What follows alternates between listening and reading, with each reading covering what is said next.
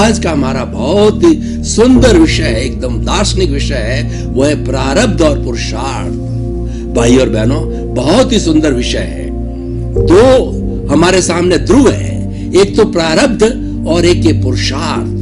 जिस तरीके से एक नदी दो तटों के बीच के अंदर बहती है तो अनुशासित नदी कहलाती है, और जब वो तोड़ देती है तो विध्वंस हो जाता है। उसी तरह से ये हमारा प्रारब्ध और पुरुषार्थ है, ये भी दोनों तट की तरह साथ साथ चलते हैं, निरंतर साथ चलते हैं। और जब से ये दोनों मिले हैं तब से इनका आपस में एक दूसरे के पूरक है, एक सिक्के के दो पहलू है और एक दूसरे के सपोर्टिंग है। देखिए, हम परिभाषित करते हैं, जब तक इनको अच्छी तरह से परिभाषित नहीं करते हैं तब तक इसके संबंध का हमको पता नहीं चलता है। पहला जो है प्रारब्ध, प्रारब्ध का मतलब उदय। मनुष्य कोई भी मन वचन काया से कोई भी प्रवृत्ति करता है तो उस प्रवृत्ति के साथ साथ में इस पूरे कॉस्मोस में से, इस ब्रह्मांड में से चतुस्पर्शी जो जड़ पदार्थ पुद्गल है, परमाणु है, उनको उस प्रवृत्ति के साथ में खींचता है।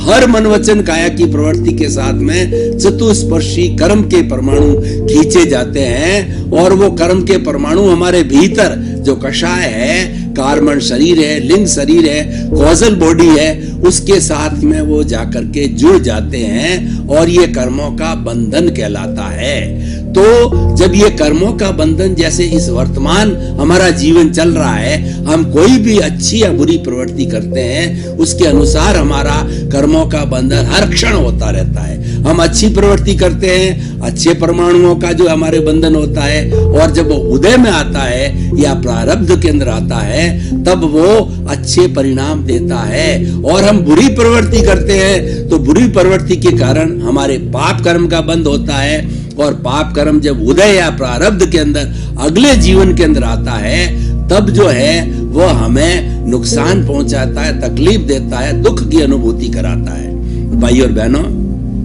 प्रारब्ध और उदय दोनों एक ही है, और इस जन्म के अंदर प्रारब्ध उदय चल रहा है। ये कॉज पिछले जन्म में दिए थे, हमने क्वेश्चन पेपर पिछले जन्म के अंदर क्वेश्चन पेपर को हम सॉल्व करके आए हैं, और इस जन्म में हमको रिजल्ट मिलता है।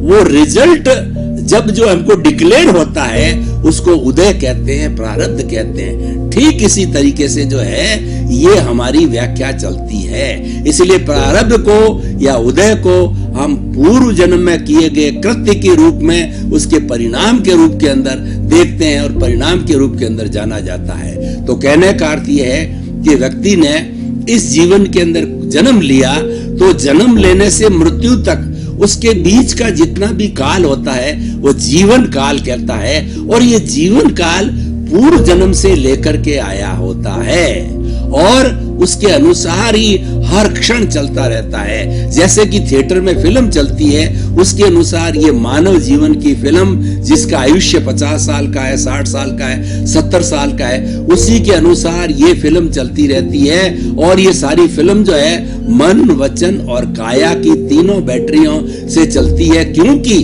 हमारे इस शरीर से कोई भी कार्य करने का जो होता है वो सारा मन वचन काया, तीन ही साधन है। मन के द्वारा हम चिंतन करते हैं, वर्तमान का चिंतन, और इसके साथ साथ में भूतकाल की हम कल्पना करते हैं, भूतकाल का हम जो है स्मृति करते हैं, और भविष्य काल की कल्पना करते हैं। ये मन से होता है, सारा चिंतन मन से होता है। और वचन के द्वारा मैं आपके सामने ये प्रवचन कर रहा हूं तो ये वचन के द्वारा होता है। हमारा सामाजिक जीवन का, हमारे ग्रस्त जीवन का, या प्राणी मात्र के नहीं, जो हर प्राणी मात्र, मनुष्य मात्र का जीवन का संचालन, इंटरेक्शन जो होता है वह वाणी के माध्यम से होता है, वो वचन के माध्यम से होता है, और शरीर के द्वारा सब कार्य किया जाता है। तो अगर मैं शरीर को यहाँ लेकर के नहीं आता तो कैसे प्रवचन देता? कोई भी व्यक्ति बिना शरीर के कोई भी कार्य नहीं कर सकता है। तो ये मन वचन काया की सारी प्रवृत्तियां पूर्व जन्म के अंदर जैसे जैसे हम कॉज डाल के आए हैं, तो जैसे जैसे हम बीज डाल करके आए हैं, वो बीज का हमको कर्म फल मिलता है, और कर्म फल के अनुसार हमको कर्म परिणाम मिलता है।